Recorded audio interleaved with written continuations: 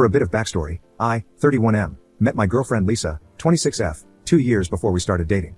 At the time, I was dating someone else. Lisa was one of my flatmates at uni, and we bonded very quickly, so we were friends for a while. My girlfriend at the time broke up with me, and I had a brief fling with Lisa. There was no smashing, but we did kiss, hold hands, etc.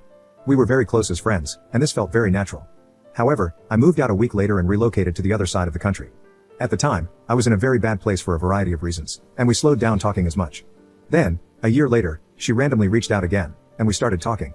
We reconnected completely. I was just graduating uni, and she was about to enter her final year after taking a gap year for work experience. She came to visit me at uni, and at this time, I fully expected it to be just a friendly visit, but it quickly became more. Soon after, she was back home, and we were chatting every day for literally up to 12 hours on FaceTime. We did it so often. I fell completely in love with her, and soon after, we became official. We've lived together for the last 4 years, having moved in together about 6 months before COVID. We had an amazing time. We adored lockdown, so much time to just develop our relationship and love each other. We have had such a wonderful relationship, always able to communicate with each other about our feelings, understand each other, and always insisted on not allowing ourselves to become too codependent. We lived our own separate lives, and we liked that. When together in our flat, we lived in our own wonderful bubble full of inside jokes and words we ascribed our own meanings to. We always attributed the strength of our relationship to the fact that we were friends first. No jealousy ever, rarely any arguments, and when there were arguments, we always managed to handle them well.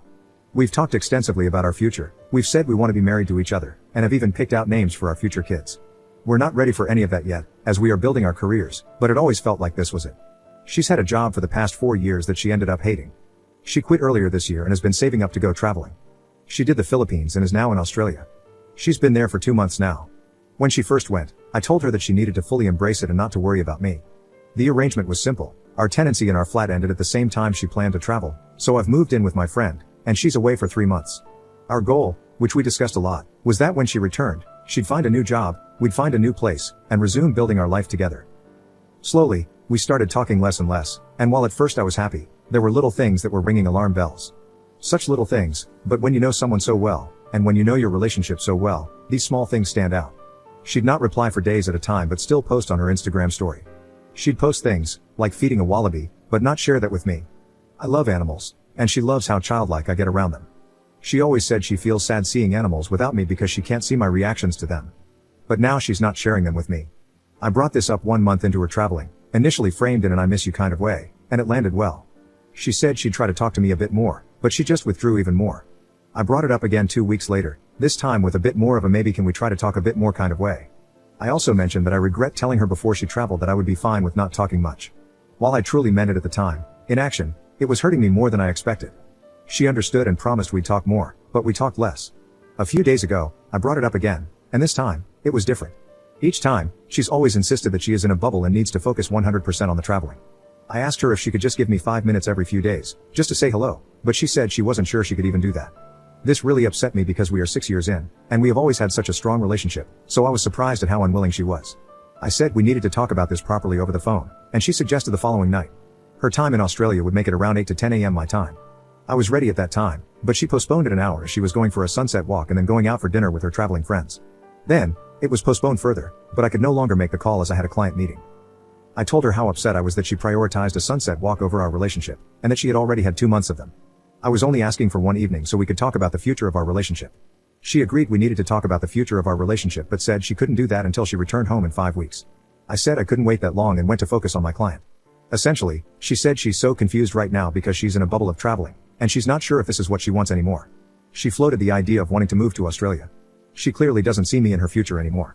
I am just so blindsided because we were so close, strong, and happy before, and now her traveling has totally changed everything. I asked her if she still loves me, and she wasn't sure she could answer that. She was very much down the middle about everything, clearly confused about the situation but not wanting to cause too much of an interference to her bubble right now. My impression was that she wanted to just ignore this was happening until she came back. So, where do I go now? I am so lost, so confused, and so hurt. I want to be with her and spend my life with her, but she just might not want that now. Update 1. So, it was a grueling 2 weeks in which I took everyone's advice, as well as my own judgment, and didn't contact her at all. It was insanely difficult because I didn't really know anything about her perspective. I felt like I was in limbo. I didn't know where I stood and didn't know where she stood. Every day was day 1 of grieving, and the longer time went on, the more difficult it became.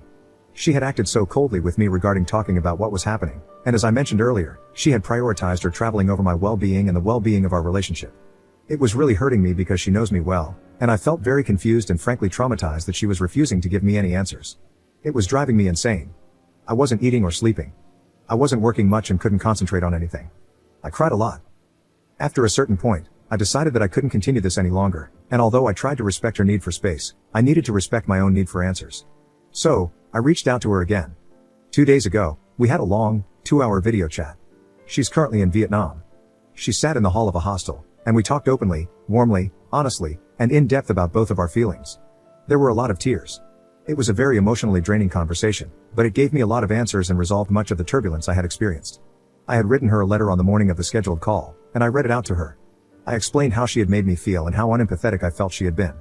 She took this on board on a profound level and deeply apologized. I could tell she was truly hurt with herself for having behaved like that.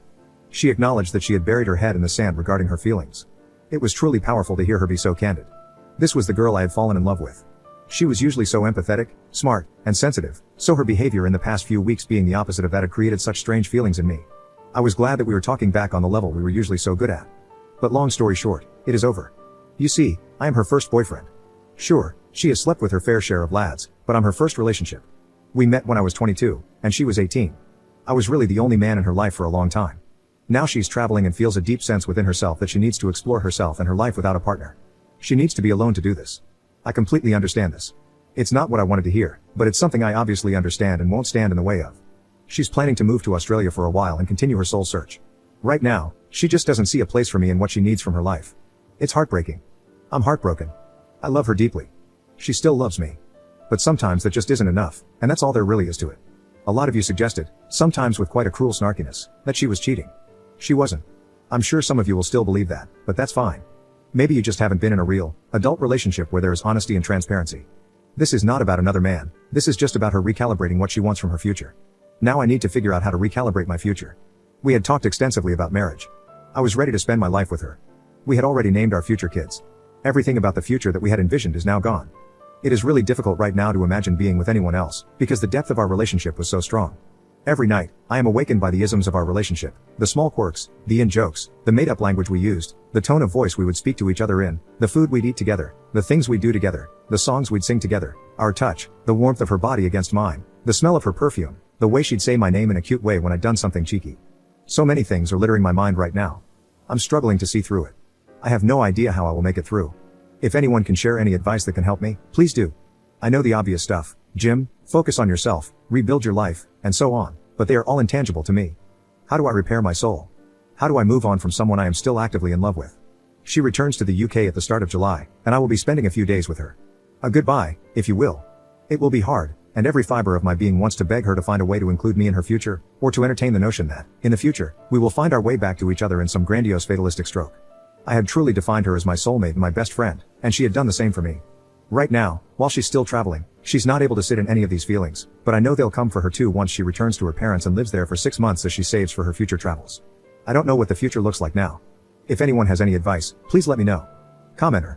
Op asks how to try and heal and move on while planning to see her and spend days with her. He should go no contact, complete cold turkey. It's hard, but he has to accept that the only way to move on is to allow himself to feel this way for some time. As time passes, it will slowly get better. He should give himself grace for feeling this way and not managing to move on quickly. Sometimes, you can't do anything else but give yourself time.